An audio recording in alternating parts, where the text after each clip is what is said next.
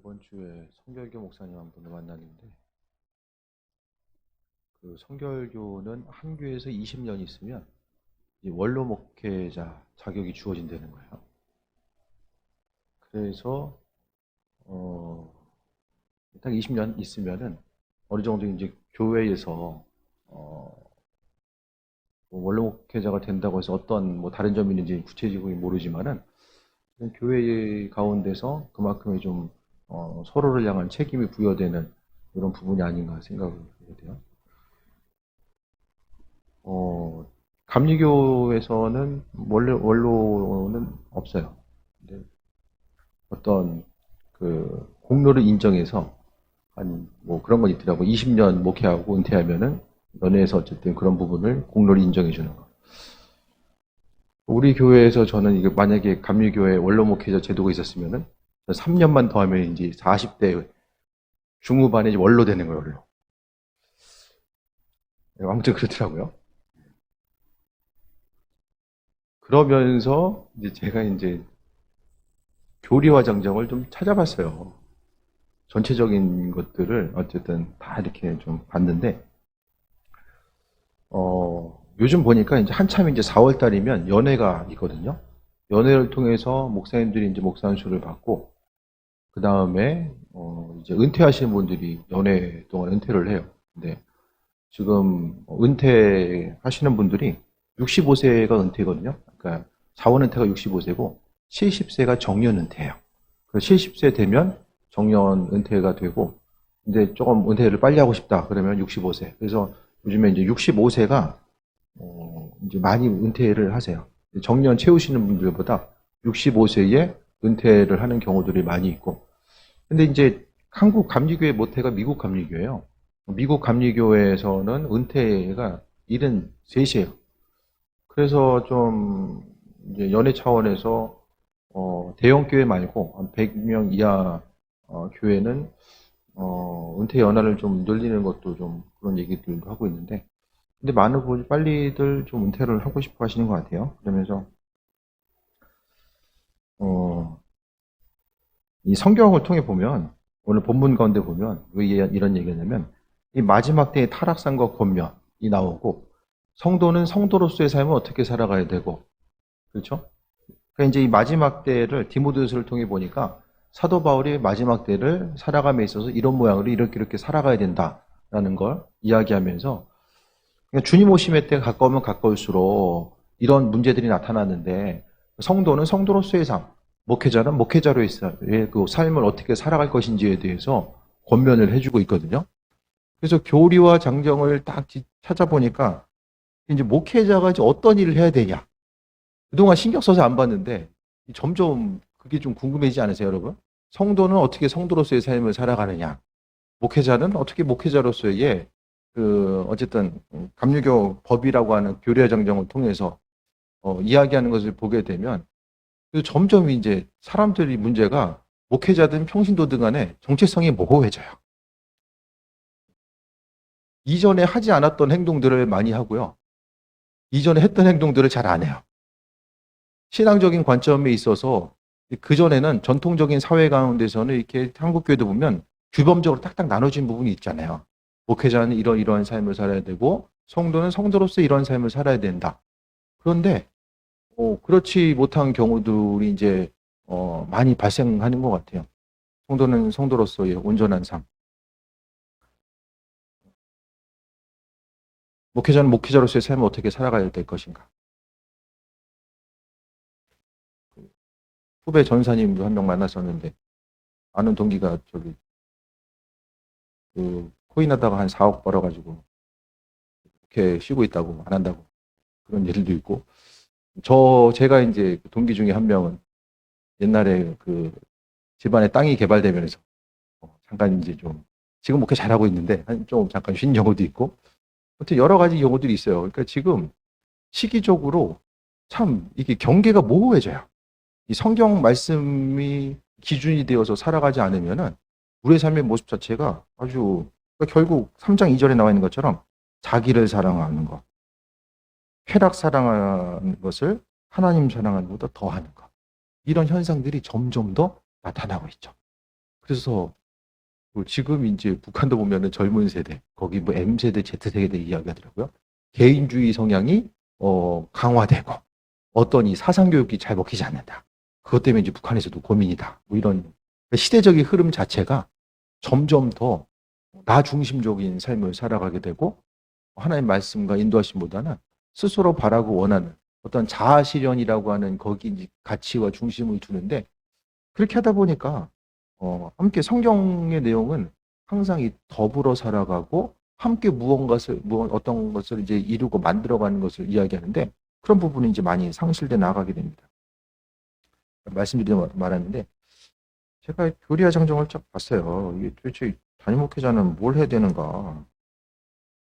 점점 시대적으로 좀 이 경계가 목회자로서의 삶을 어떻게 살아가고 평신도로서의 삶을 어떻게 사는지를 잘 모르잖아요. 점점 더. 그래서 제 38조 139항 38조 이런 내용이 있어요. 담임자의 직무는 다 각 한 것 같다. 첫 번째 가장 중요한 것은 영적 지도자로서의 직무를 감당하는 게 이 가장 큰 직무래요.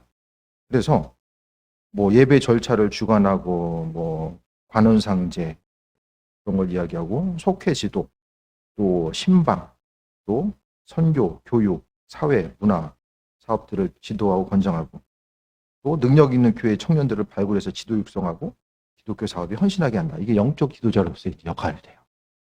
그 다음에 또 행정 책임자가 있어요. 행정 책임은 좀 딴 사람이 했으면 좋겠는데 행정도 책임지래요.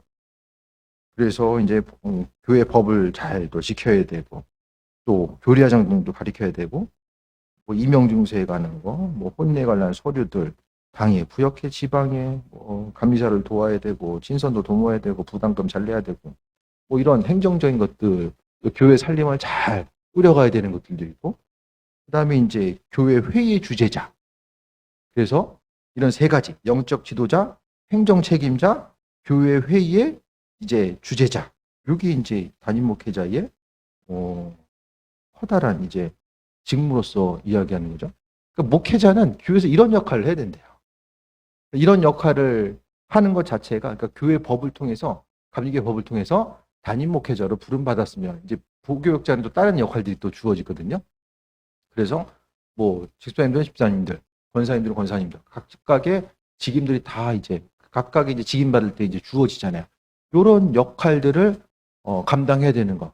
주님 오시기의 때 가까워오고 또 성도로서의 온전한 삶, 목회자로서의 온전한 삶을 살아가기 위해서 이런 법적인 가이드라인을 성경을 통해서 이 성경 말씀이 그 교리와 장정도 근본 베이스가 성경이야. 성경을 통해서 교회 법이 만들어지고 이 법을 통해서 나아가는 거죠. 그 삶을 통해서 하나님은 우리가 목회자로서 성도로서의 온전한 삶을 누리길 원하셨는데 주님 오심의 때가 다가오면 다가올수록 이런 말세의 타락상이 이런 지금의 말세도 있지만 디모데를 향한 이 서신을 쓰는 당시에 이런 일들이 있었다라는 거예요. 마치 말세에 있을 법한 일들이 이 서신을 쓰는 가운데서 나타났다는 것을 이야기하거든요. 그러니까 마지막 때만 이야기하는 것이 아니라 이때 또한 지금도 마찬가지예요. 이런 많은 일들이 나타나게 되는데 마지막 때에 사람들이 자기를 사랑하고 돈을 사랑하고 자랑하고 교만하고 비방하여 부모를 거역하고 감사하지 않냐고 거룩하지 않냐고 2절, 3절, 4절을 통해서 이 시대 가운데서 하나님 결국에 다 모아보면 뭐예요? 하나님께서 원치 않는 일들을 이야기하는 거죠. 근데 우리의 삶은 어떻습니까? 여러분 무엇을 제일 사랑하십니까? 무엇을? 가장 사랑하는 게 무엇입니까? 무엇을 할 때 가장 기쁘십니까? 뭐 할 때가? 성경에서 말하는 기쁨과 소망함의 요소와 우리의 삶에 있어서의 기쁨과 소망함의 요소 그 모든 것들을 한번 좀 생각해 볼 수 있게 되길 바랍니다. 말씀 가운데 자기를 사랑한대요. 모든 일들이 나 중심적으로 하나님 말씀보다는 나를 사랑하는 것.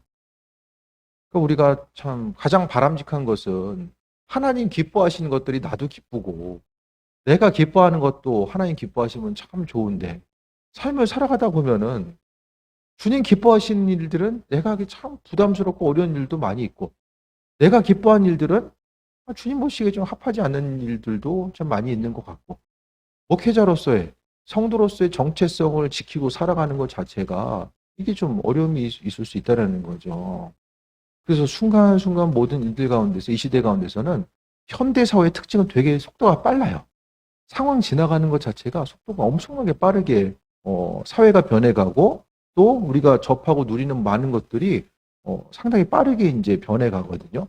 그 빠르게 변해가는 그 시대 가운데서 우리가 성도로서의 삶을 어떻게 살아가야 되는가 그 부분을 기억해야 되는데 마지막 때 우리가 조심해야 될 것은 자기를 사랑하고 돈을 사랑하는 스스로의 삶의 여정 가운데 나를 살아가다 보면은 항상 성도로서의 온전한 삶, 하나님 사랑하는 그 모습에 대해서 말씀하셨는데 우리가 믿음으로 살아간다라는 것 자체가 그런 많은 좀 괴리감이 있잖아요. 아, 내가 성도로서 주님 바라보고 신앙인으로서의 주님 기뻐하신 일들이 나도 기쁘고 참 그 은혜 가운데 어떤 삶을 어떻게 살아가야 되는지 우리가 잘 알고 있잖아요. 그런데 그렇게 살아가야 되는 것 자체가 우리의 삶의 여정 가운데 있어서 이게 정말 기쁨의 요소로 다가오는가 그런 부분을 좀 생각해 볼 수 있게 되길 바랍니다. 성경에서 좀 어떠세요? 성경 말씀을 통해서 주님이 하라고 하는 것들 막 신나서 할 수 있는 일이 뭐가 있습니까?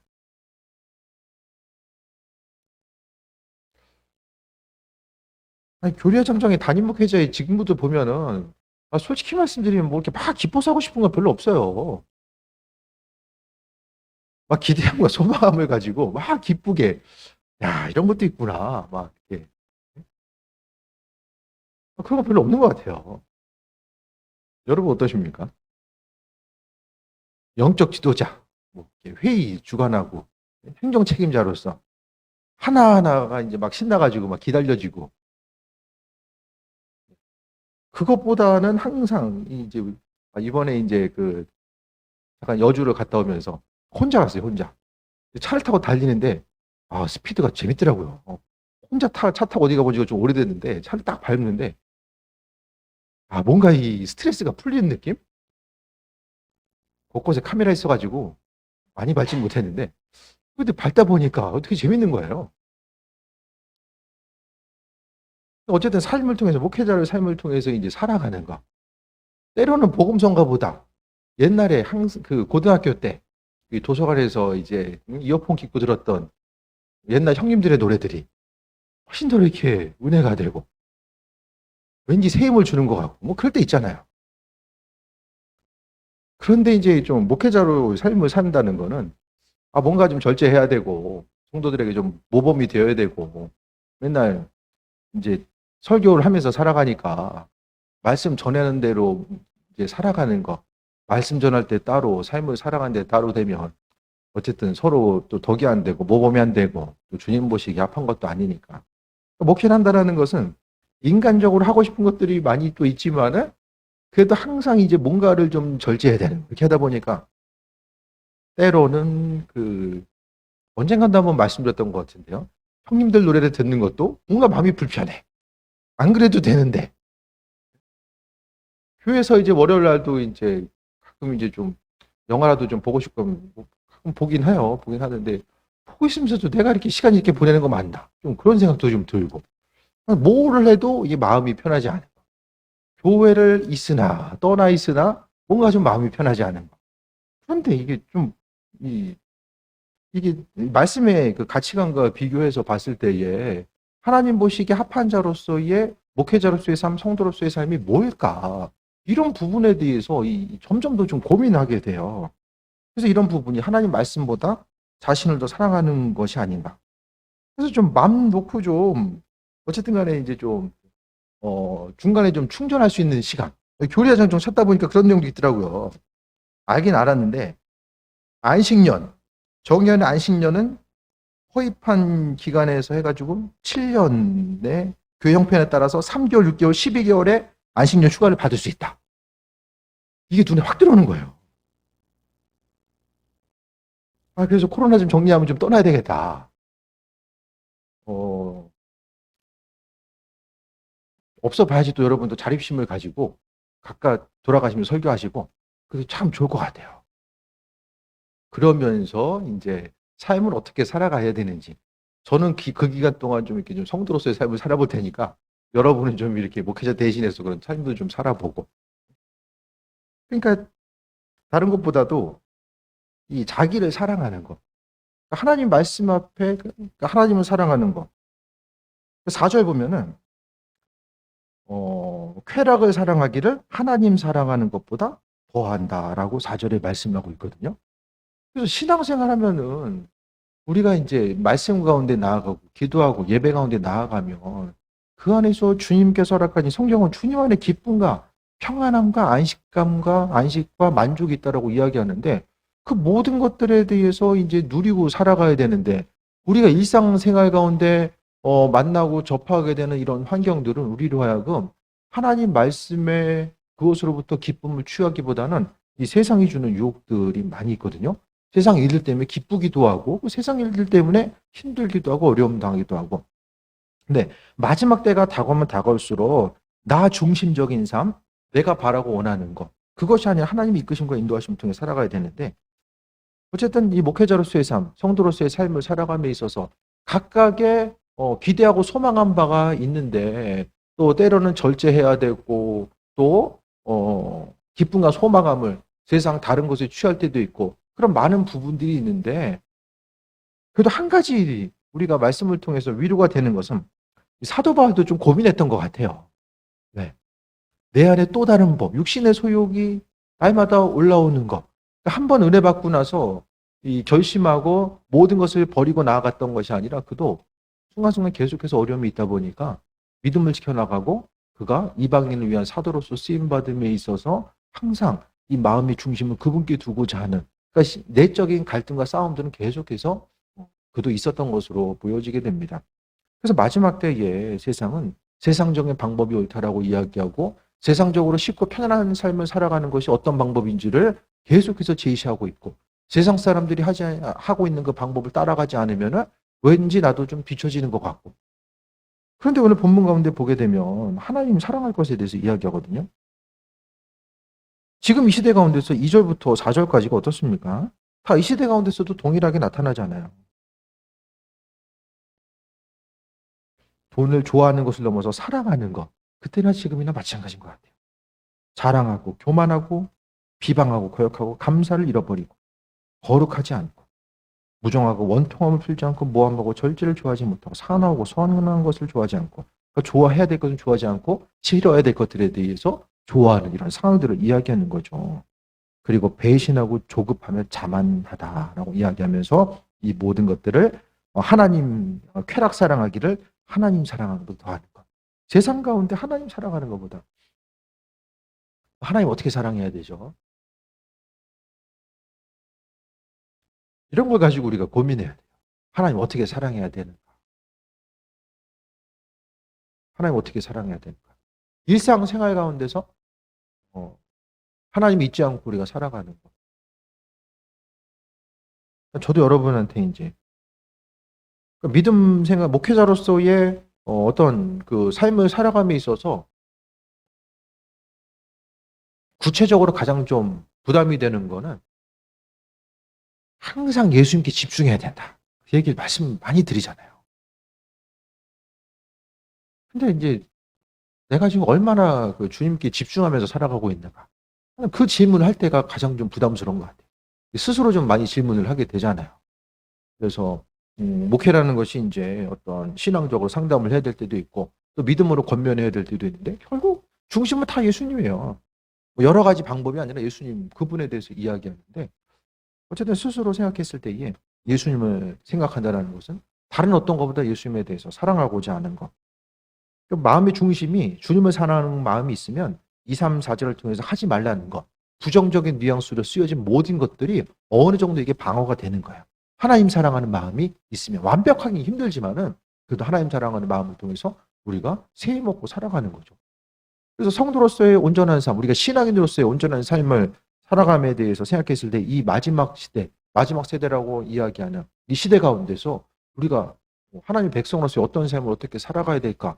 그런 부분에 대해서 생각했을 때에 세상을 살아가는 것 자체가 점점 더 이제 보편적인 것으로부터 멀어지고 참과 거짓을 분별하기 힘들고요.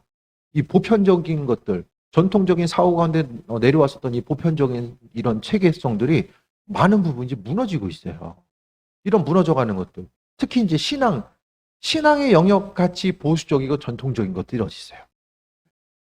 없어요. 근데 우리가 이 빠르게 그 세상은 빠르게 지나가는데 이 시대 가운데 이 성경 말씀을 기준과 가치를 두고 살아가려고 하다 보니까 우리의 삶이 이게 쉽지만은 않은 거예요. 하나님의 말씀을 통해서 우리에게 요구하시는 분량이 있고 성도로서의 온전한 삶의 모습이 있는데 근데 세상에서 부딪히고 우리가 살아가야 되는 세상은 이 말씀과 반드시 하나로 일치되는 삶이 아니거든요. 그러니까 그 가운데서 신앙인으로서의 어떤 삶을 어떻게 살아가야 되는가.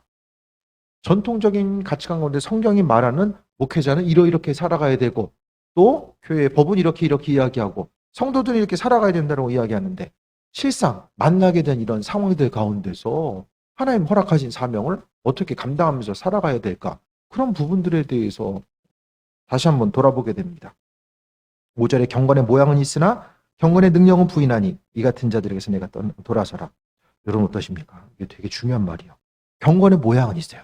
교회 가운데 다들 이제 그 저녁 되니까 교회 간다고 모이는 거예요. 기도 시간을 모이고 교회 공동체를 모였는데 경건의 모양은 있는 거예요. 그런데 능력은 부인한다. 여전히 신앙 공동체에 속해 있지만은 하나님께서 우리의 삶에 여준 건데 구체적으로 행하실 것에 대한 기대함과 소망함이 여전히 내 심령 가운데 자리 잡고 있는가? 아니면은 내가 어떤 일을 할 수 있음과 할 수 없음 자체가 하나님의 능력과는 상관없이 내가 가지고 있는 것들 또 내가 의지하는 그것에 의해서 움직여지는 것으로 생각하지는 않은가? 경건은 능력이 있대요. 하나님 말씀대로 살아가는 거 경건이라는 것이 쉽게 이야기하면 하나님 사랑하는 거죠. 하나님을 사랑하는 것이 바로 경건이라고 합니다. 그 경건한 삶의 모습 가운데 하나님께서 능력으로 이끄시고 인도하시는데 다들 기도 제목이 응답되길 원하고 하나님의 능력을 통해서 우리가 세상을 살아가기를 원하는데 그 경건의 모양은 있는데 그 능력 자체 온전한 믿음의 분량 하나님이 기뻐하는 것 그러니까 결국 하나님으로부터 기쁨을 취하지 못하는 것 그리스도 예수로 인해서 기쁨을 취하지 못하는 것은 무엇입니까? 세상 것들이 더 눈에 크게 들어오기 때문이에요. 보여지는 것, 들려지는 것이 더 우리의 삶을 그러니까 세상 앞에 우리가 더 민감하게 때문이 아닐까 생각을 해보게 됩니다.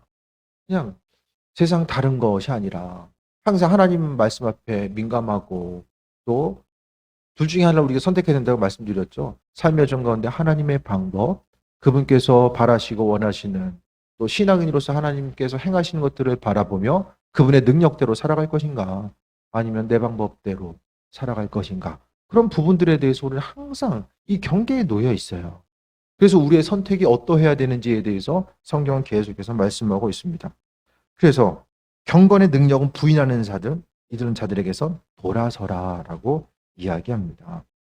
그래서 하나님의 말씀대로 살아가면은 능력이 나타난다라고 이야기하는데 그것에 대해서 우리가 여전히 신뢰하고 있는가? 이 빠르게 지나가는 세상, 우리가 세상 속에 굳이 발담그지 않아도 하나님께서 은혜로 이끄실 것에 대한 소망함과 기대함 가지고 우리가 살아가는가? 물론 세상 것들도 다 하나님 창조하신 것이기 때문에 선하게 사용하면 다 선하고 우리에게 유익으로 다가올 수 있는 것들도 물론 많이 있어요. 하지만 우리의 마음의 중심 자체는 그분을 향해 가 있어야 된다는 것에 대해서 말씀드립니다. 믿는 자로서 우리의 삶은 나 자신은 경건의 모양은 있는데 경건의 능력 자체가 내 안에 온전히 지금 자리 잡고 있는가? 성도로서 신앙인으로서 여러분 직분자로서의 온전한 삶 그에 합당한 삶을 살아가고 있는가? 목회자는 목회자로서의 삶을 살아가기 위해서 때로는 좀 절제해야 될 것들도 있고 또 더 이제 좀 서서 조심해야 될 것도 많이 있을 텐데 여러분도 마찬가지예요.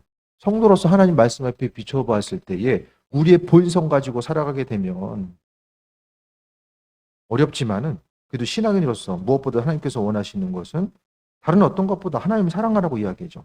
결국 본문 가운데 마지막 때의 중심은 스스로를 사랑하는 것이 아니라 하나님 사랑하는 것이 삶에 있어서의 목표와 중심이 되어야 된다는 것을 말씀하고 있습니다. 그래서 다른 어떤 것보다도 한 주간을 살아감에 있어서 내 안에 하나님 사랑하는 마음이 있는가. 그래서 무엇을 하든지 간에 교회에 와서 어떤 신앙적인 행동 또 각각의 처소에서 마찬가지입니다. 하나님 사랑하는 것. 이 하나님 사랑함이 없으면 우리 신앙인에게 있어서 능력은 없어요. 모든 능력 자체는 경건의 능력 자체는 하나님을 사랑하는 것으로부터 나오기 때문에. 그래서 항상 우리가 보고 듣고 또 느껴지는 이 모든 것들 가운데서 순간적인 계속해서 판단 같아요. 선택. 어떤 것을 선택할 거냐. 이것을 선택할 거냐, 저것을 선택할 거냐. 그 부분 가운데서 무엇을 선택할 것인지에 대해서 항상 주님께 묻지 않으면은 그냥 본능적으로, 본성적으로 선택하다 보면은 우리가 주님 기뻐하신 것보다는 점점 더 세속화에 빠져서 이 뭐가 뭔지를 잘 분별하지 못하고, 이 분별하지 못하다 보니까 경건의 모양은 있는데 능력이 없으니까 하나님의 이끄심과 능력 자체를 경험하지 못하는 거예요. 그래서 신앙생활 계속해서 해도 이렇게 달라지는 것도 없고 또 방향성 자체를 잡을 수가 없다 보니까 믿음 생활이 결국 재미가 없는 거죠. 믿음 생활 재밌게 하기 위해서는 기도 제목 응답받아야 된다고 말씀드렸잖아요. 어떤 기도 제목, 주님 기뻐하시고 안 기뻐하시고 그건 나중 얘기고요. 우선은 해야죠. 때로는 기도하는 것 자체가 육신의 본성 자체는 그 시간에 그냥 딴 거 해라. 딴 거 하는 게 훨씬 더 많은 것을 할 수 있고 더 누릴 수 있다라고 많은 부분 우리 자신의 육신의 본성을 속삭인다고 할지라도 그래도 기도한다라는 것은 하나님의 능력을 믿고 있기 때문에 하는 거잖아요. 기도는 아주 단순합니다. 하나님의 능력 믿기 때문에 하는 거예요. 믿음 없는 사람들이 기도합니까? 그래서 삶의 순간순간마다 기쁨과 소망함, 정말 하나님 사랑하는 마음이 있으면 기쁨 가지고 무엇이든지 할 수 있잖아요. 신앙의 행동 자체가 억지로가 아니라 하나님 이끄심과 인도하심이 무엇인지에 대해서 좀 돌아보고 그 은혜 가운데 세임 얻고, 그러니까 믿음 생활이 세상 것에 기쁨이 있는데 그 기쁨을 억지로 그냥 참고 나는 신앙인이기 때문에 이런 삶을 이렇게 살아야 돼. 이 억지로 그게 아니라 그냥 아주 자연스럽게 주님 기뻐하시니까 나도 기쁘고 내가 기뻐하니까 주님도 기뻐하시고 그 안에서의 온전한 삶. 어떤 것에 막 눌리고 얽매이는 삶이 아니라 기도도 시간을 지키기 위해서 졸린 눈을 비비면서 나가는 게 아니라 그냥 기쁜 마음으로 주님 만나는 것이 기쁨이 되고 주님과 함께하는 것 자체가 내 인생에 있어서의 그 어떤 시간보다 존재하고 가치 있는 시간으로서 여겨지니까 좀 더 소망함 가운데 나아가고 그런 부분에 대해서 우리가 좀 더 뭔가 믿음 생활하는 것이 그냥 편한 옷 입는 것처럼 신앙생활이 그냥 불편한 거 그냥 맞지도 않는데 그냥 껴입으려고 애쓰고 힘쓰는 것이 아니라 그냥 즐겨 입는 옷, 편한 옷 입는 것처럼 아주 자연스러운 것. 그래서 날마다 이렇게 고민하고 그러지 않아도 그냥 자연스럽게 뭔가 쉽고 편안함으로 다가올 수 있는 그런 부분. 물론 육신적으로 우리가 연약함이 있기 때문에 어려움이 있죠. 하지만 조금이라도 몸을 움직일 수 있을 때에 한 살이라도 젊을 때에 주님과의 깊은 친밀함의 단계로 나아가는 것. 그런 부분에 대해서 우리가 소망해야 되지 않나 생각해 보게 됩니다. 뒤에 보게 되면 모세를 대적했던 이들, 또 이제 죄된 모습이 이제 언젠가는 드러날 수밖에 없다라는 것. 죄의 모습은 항상 언젠가는 드러납니다. 하나님 앞에 드러날 때가 반드시 오게 돼요. 죄진 거 있으면은 회개하고 그 다음에 삶을 돌이키는 거죠. 돌이키는 구체적인 행동 또한 기도만 하는 것이 아니라 그 삶을 돌이키기 위한 구체적인 행동 또한 물론 필요합니다. 오늘 말씀을 통해서 다른 어떤 세부적인 내용들은 지난번에 한번 말씀드렸고요. 오늘 본문 가운데 보고자 하는 것은 이 말씀 가운데서 하나님 사랑하는 것. 지금 우리의 신앙의 여정이 나 자신을 사랑하고 있는가, 하나님 사랑하고 있는가, 그 부분에 대해서 좀 생각해 볼 수 있게 되길 바랍니다.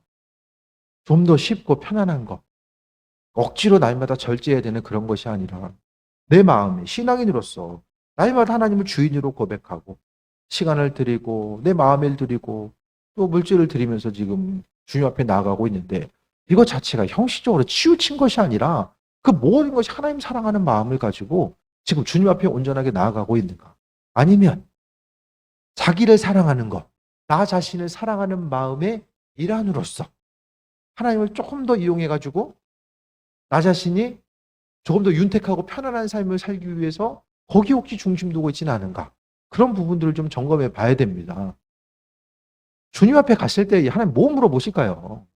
이 주님 사랑했던 거 그거 물어보지 않을까요? 다른 어떤 것보다도? 때로는 참 어려움이 있을 수 있죠. 정말 주님 사랑하는 이들이 모여서 예비하는 공동체 하나님께서 찾으실 텐데 그 온전한 주님 사랑하는 마음이 항상 주를 향해 있고 하나님 항상 물어보는 거죠. 주님을 향해.